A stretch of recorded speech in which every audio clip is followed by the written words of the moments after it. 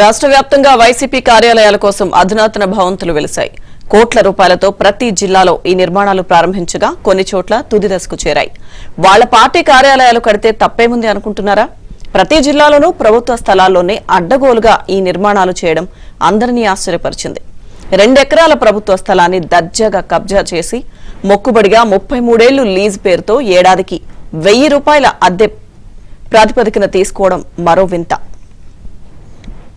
ఇక ఇదే విధంగా విజయవాడ భవానీపురంలో వైసీపీ కార్యాలయం నిర్మాణం పనులు మొదలుపెట్టి మధ్యలో ఆపిన వైనం వెలుగులోకి వచ్చింది. దీనికి సంబంధించిన మరింత సమాచారం మా ప్రతినిధి ప్రసాద్ అందిస్తారు. ఆస్తులు కాపాడాల్సిన ప్రభుత్వ పెద్దలే వాటిపై కన్నేశారు. ప్రధానంగా వైసీపీ కార్యాలయాల ఏర్పాటుకు రాష్ట్ర వ్యాప్తంగా అనేక ప్రభుత్వ స్థలాలను దర్జాగా కబ్జా చేశారు. అధికారాన్ని అడ్డం పెట్టుకుని అడ్డగోలుగా పర్మిషన్లు కూడా లేకపోయినప్పుడు కూడా యథేచ్ఛగా భారీగా నిర్మాణాలు చేస్తూ ఉన్నారు. తాజాగా ప్రభుత్వం మారడంతో తెలుగుదేశం ప్రభుత్వ హయాంలో ఇప్పటి వరకు గుట్టుచప్పుడు కాకుండా ప్రతి జిల్లాలో కూడా ఈ వైసీపీ కార్యాలయాల చీకటి భాగవతం వెలుగులోకి వచ్చింది. ఈ నిర్మాణాలకు సంబంధించి ఒక్కొక్కటిగా బయటికి రావడంతో అందరూ కూడా నివ్వెరపోతా ఉన్న పరిస్థితి. ప్రస్తుతం మనం విజయవాడ భవానీపురంలో ఉన్నాము. ఇక్కడ భవానీపురంలో కూడా ఇదే విధంగా ప్రభుత్వ స్థలంలో ఆర్టీసీ పక్కనే ఆర్టీసీ హాస్పిటల్ దాదాపు వేలాది మంది రోగులకు సేవలు చేస్తారు. మరోవైపు ఆర్టీసీ హాస్పిటల్లో పనిచేస్తున్న ఎవరైతే స్టాఫ్ ఉన్నారో వారికి పక్కనే క్వార్టర్స్ కూడా ఉంది.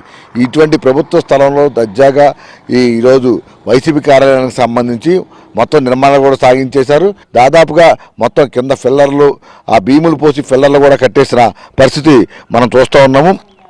ప్రస్తుతం మనం ఏదైతే మధ్యలో నిర్మాణాలు ఆగిపోయింది, ఎందుకంటే వెల్లంపల్లి శ్రీనివాసరావు దేవాదాయ శాఖ మంత్రిగా 2.5 ఏళ్ల పాటు కొనసాగారు. ఆ తర్వాత మంత్రి విస్తరణ సమయంలో అతనికి ఆ మంత్రి పదవి దక్కపోవడం, ఆ తర్వాత ఆ సీటుపై కూడా అనేక అనుమానాలు వ్యక్తం కావడంతో ఈ పనులు మధ్యలో నిలిపివేశారు. తర్వాత విజయవాడ పశ్చిమ నియోజకవర్గం కాకుండా విజయవాడ సెంట్రల్ నియోజకవర్గానికి కూడా ఆయన పంపించడంతో ఇక్కడ ఆసిఫ్ అనే వ్యక్తిని అభ్యర్థిగా నిలబెట్టారు. ఈ నేపథ్యంలో ఈ నిర్మాణాలు వెల్లంపల్లి పూర్తి స్థాయిలో మంత్రిగా కొనసాగుంటే మొత్తం మరో భవంతి కూడా ఇక్కడ ఏర్పాటయ్యేదని కూడా చెప్తా ఉన్నారు. విపక్షాలు ఆందోళన కూడా పట్టించుకోకుండా మొత్తం నిర్మాణాలకు సంబంధించి కూడా చూస్తూ ఉన్నారు.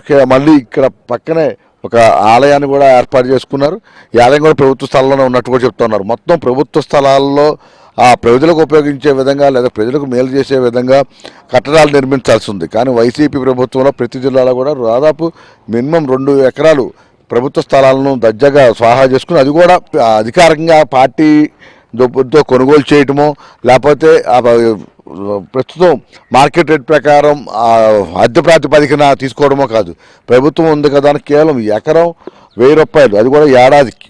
2 ఎకరాలంటే 2000 ఏడాదికి, 33 సంవత్సరాల తప్పున లీజు. అంటే దాదాపు వీళ్ళు మొత్తం 33 ఏళ్ళు అంటే తర్వాత మొత్తం పూర్తిగా తమ స్వాధీనంలో తీసుకునేందుకు పెద్ద కుట్ర చేశారు.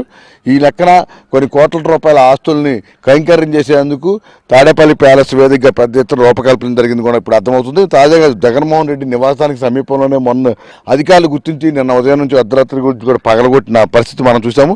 ఇప్పుడు విజయవాడ పశ్చిమ నియోజకవర్గంలో ఇక్కడ విజయవాడలో ఇదే విధంగా మొత్తం ఈ భవానీపురంలో పార్టీ కార్యాలయం కోసం నిర్మించిన స్ట్రక్చర్ కూడా మనం మొత్తం చూస్తూ ఉన్నాము.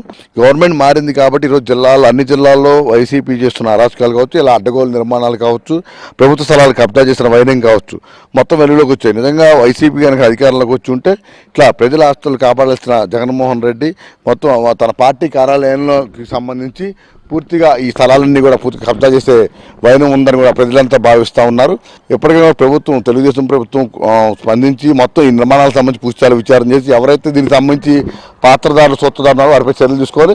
అదేవిధంగా వైసీపీ అధికారాన్ని అడ్డం పెట్టుకుని ఏ విధంగా అడ్డగోలు ఈ మొత్తాన్ని స్వాధీనం చేసుకోవాలనుకుందో ఈ ఆస్తులు కూడా పరిరక్షించే విధంగా చర్యలు తీసుకోవాలని ప్రజలంతా కోరుతున్న పరిస్థితి అయితే కనిపిస్తుంది.